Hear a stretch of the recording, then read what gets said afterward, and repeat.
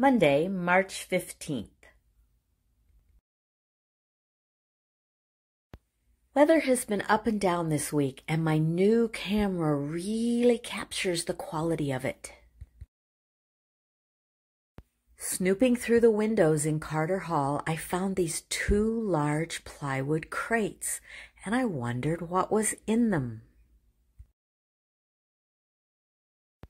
I also found this worker installing parts in the ceiling, but he didn't get off the ladder for a really long time.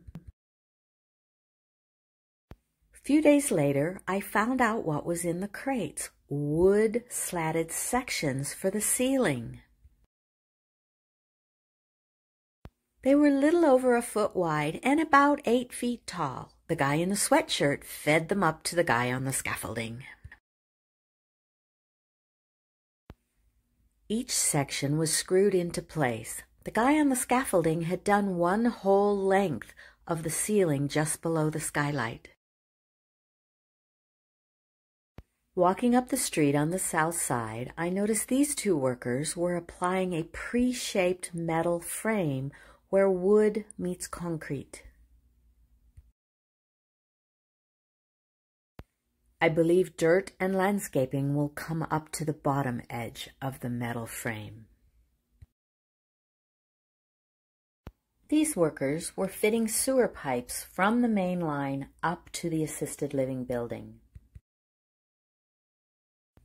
From the air, Wilbur's perspective was much more interesting and thorough. He really likes checking things out close up from time to time.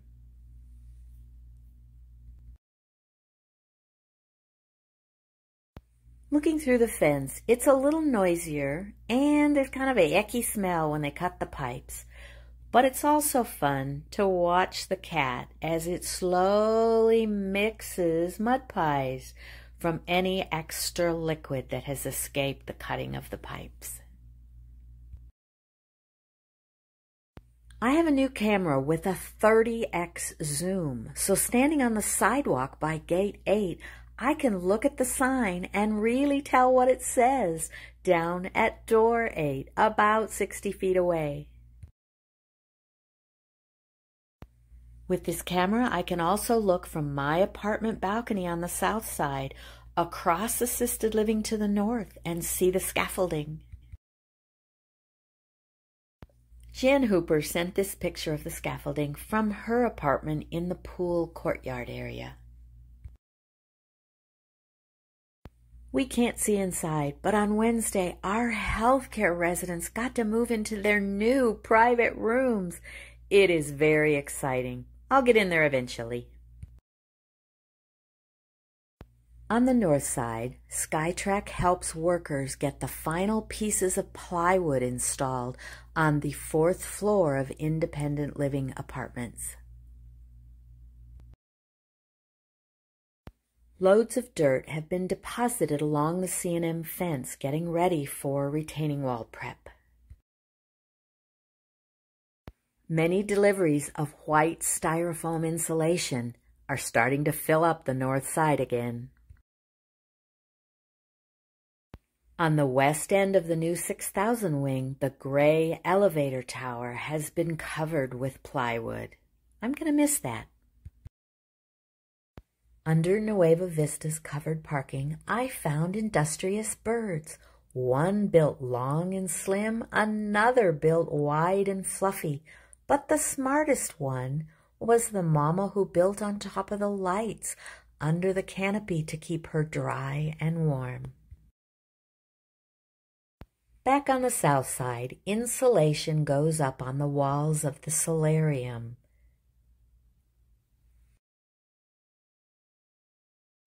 Another day, I woke up and found Oliver the foreman taking a delivery of metal strapping.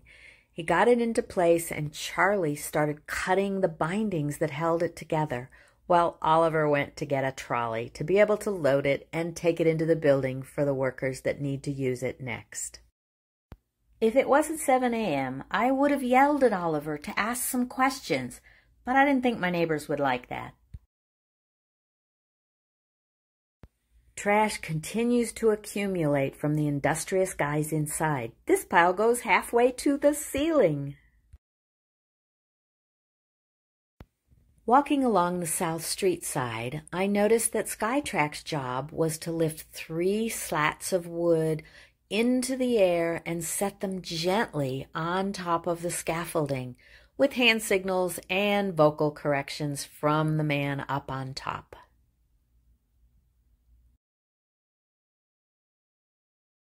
Scaffolding ran all the way east toward the steel atrium.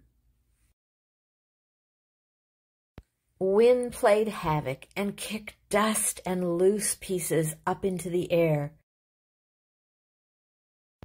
I saw Oscar the foreman going into the parking structure to check on his guys. Scaffolding has been installed and will help with the waterproofing and covering the stairwell.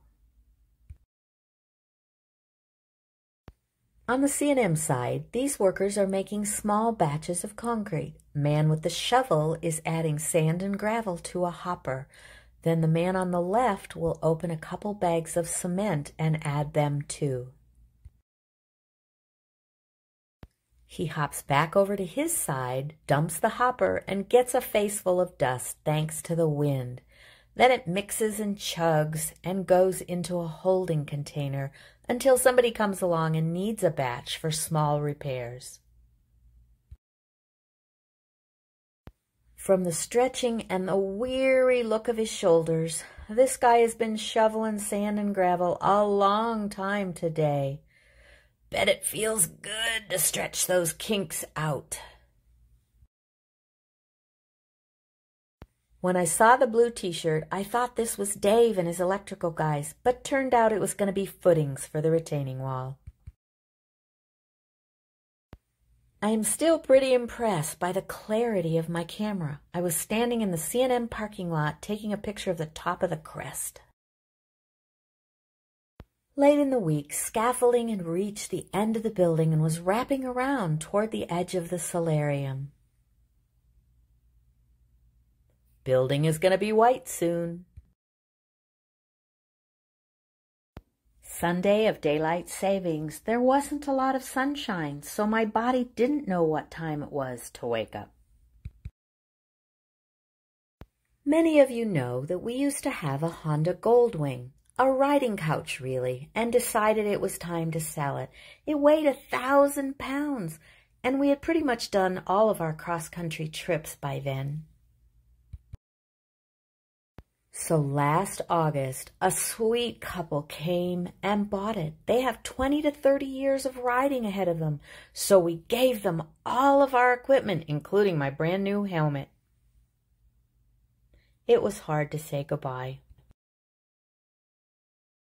Within 6 months, Don realized he wasn't done riding and started looking at scooters. This is a 650 Suzuki Bergman. They kept selling them out from under us before we could get across the country to see them. This turned out to be a really good thing. We finally found a Honda Silverwing. It was in Clovis, so we took the morning and drove down there, test drove the bike, decided to buy it, and Don drove it home. It went very well and could pass a semi going 80. We wanted to take off the helmet box, and after 3 hours found out it wasn't easy and had to dismantle part of the bike too. We were despairing how to get the helmet box and the bike apart, and Ron Bentz came to our rescue with a Dremel. His blade cut through 4 huge bolts. He told me the sparks didn't hurt when they hit his hands and face. These are the pieces we took off the scooter. We decided to leave the silver part off. It's easier for me to get on without that big metal tail hanging out behind. And Don didn't want the backrest. This is our new scooter, Hawk. We named him maybe because of Wilbur and Orville and their origins at Kitty Hawk, or maybe because it's a Honda Silver Wing. You be the judge. We're just enjoying being bikers again. Happy St. Patrick's Day to you all this week. Put green in something and celebrate. Hello this week from Independent Living. First off, the first thing we can see is that there's much more of the roofing done, including on the parapets, but the roof is not all done, as we can see here. Those gray panels are the insulation, and the rolls that are black on one side and white on the other are the membrane. As we went by, I hope you noticed that the potty was demoted. And you might also notice that the taping and sealing is about the same stage as it was last week. There's a guy there working on plywood sheathing around the common area, and if you look on the top of the roof there are two ladders, a red one coming up from below and a wooden one going up over the wall. That's how people get on the roof.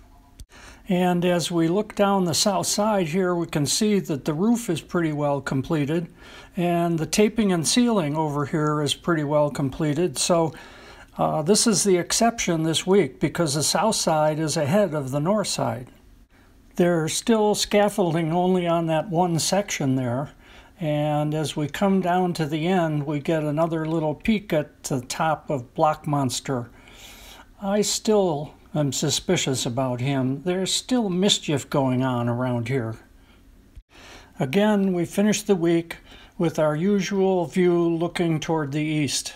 But I wonder what's happening on Mars. Last week, when we left off, we were on Mars, where the air is very, very thin, 1% that on Earth.